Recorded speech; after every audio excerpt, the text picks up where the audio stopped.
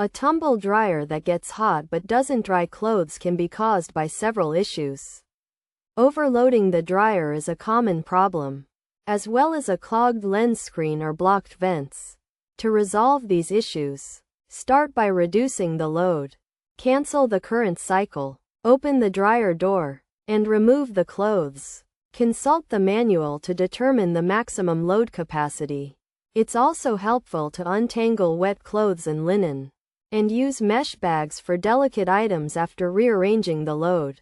Close the dryer, set the temperature and time, and restart the cycle to see if the problem persists.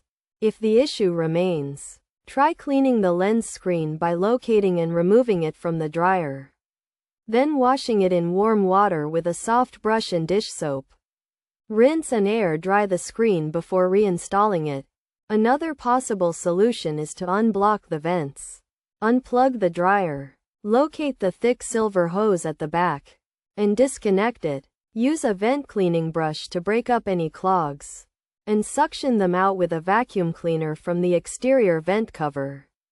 Once the vents are clear, reattach the hose. Plug in the dryer, and the problem should be resolved.